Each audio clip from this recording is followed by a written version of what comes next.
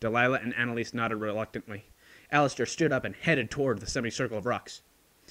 "Do you think Mike will be okay, Delilah?" asked Annalise. Delilah didn't answer. She was too busy watching Alistair walk up to the foot of the rocks, releasing his wings and jumping. Yes, there's a man dying in front of her, but by all means, watch Alistair, the man who's not going to die. With 2 flaps, he had bypassed the crest of the rocks and landed on top. "We can only wait and hope," she said. Annalise nodded glumly, a single tear sliding down her face. Delilah forced herself to look away. She moved over to the fire and sat down, letting the harsh warmth flood her senses. Wait, they went rock climbing and left the fire going? That's kind of dangerous. The day slowed to a crawl.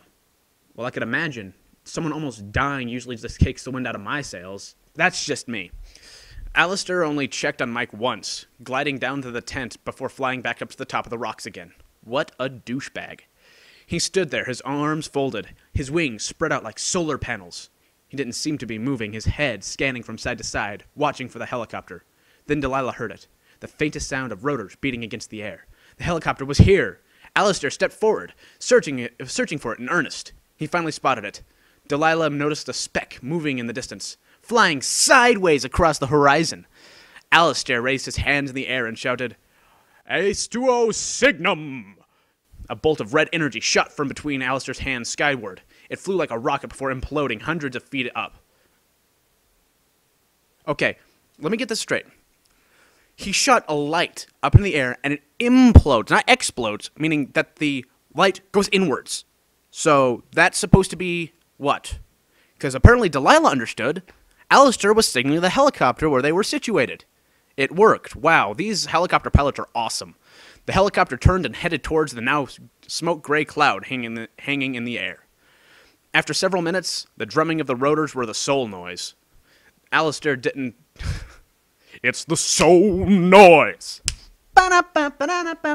Alistair didn't glide down to the tent, but walked, folding his wings in tightly against his back. He then slipped a thin jacket over his torso to hide them from view. The helicopter passed over them, sending gusts of wind to flutter Delilah's hair. Oh, that's nice. Helicopter's caring about Delilah's hair. The helicopter landed on the other side of the semicircle, kicking dust and sand into the air. The helicopter didn't shut down, but kept on line. A team of medics came running around the rocks, a stretcher in hand along with the physicians. Annalise came hurrying out of the tent, looking apprehensive. The medics came hustling in. Mike was lifted into the stretcher and was moved swiftly to the helicopter. One physician was talking to Alistair, getting the account of the accident in detail. After a moment, the helicopter took flight again. Annalise sat down at the fire and began crying in earnest. Again. Alistair motioned to Delilah to see Annalise.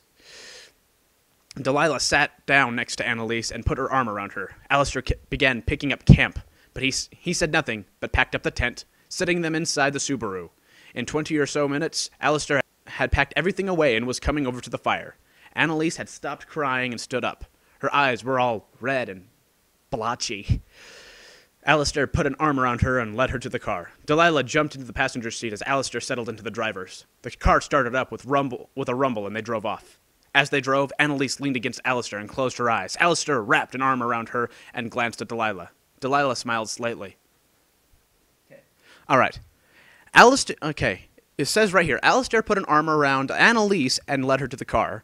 Delilah jumped into the passenger seat as Alistair settled into the driver's. All right. So Delilah's in the front right seat, and Alistair is in the front left seat, if this is an American car. Swapped if not. The car started up with a rumble, and they drove off. As they drove, Annalise leaned against Alistair and closed her eyes. Alistair wrapped an arm around her. Now, this car does not have a seat in the front, does not have a middle seat in the front. Annalise is in the back seat. She leans against Alistair, and Alistair wraps an arm around her. So he's reaching back while still driving, and then takes his eyes off the road to look at Delilah. This is just... You know, there should have been like 4 people going to the hospital, not just one.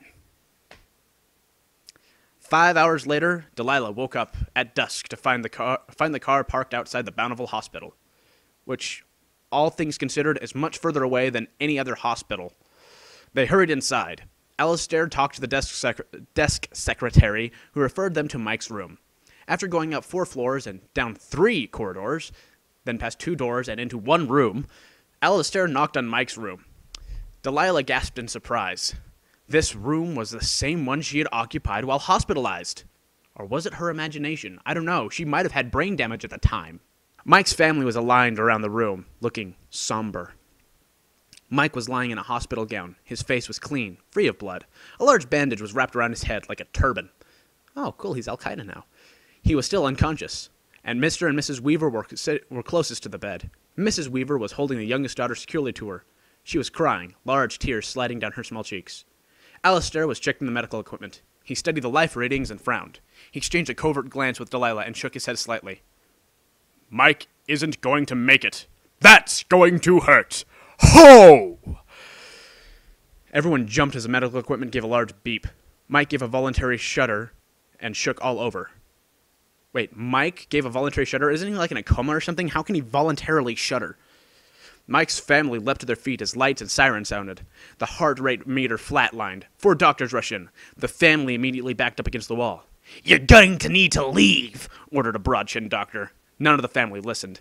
The doctors clustered around Mike. The paddles were pulled out. Mike bounced as he was zapped with a defibrillator. Nothing happened. The doctors moved forward to attempt again, but stopped. Alistair had stepped forward. "Let it go. We've lost him. Let him rest in peace." They only tried to bring him back once. I mean, one zap with the defibrillator. That very rarely works. But no, the parents are just going to be like, oh, okay. The doctors looked surprised. Annalise stared at Alistair, her mouth open, her face a display of distress. Alistair walked forward and put a hand on Annalise's shoulder. She nodded. Alistair moved to Mike's bedside. "Mike, I know you can hear me. Your body may be beyond repair here, but this is not the end.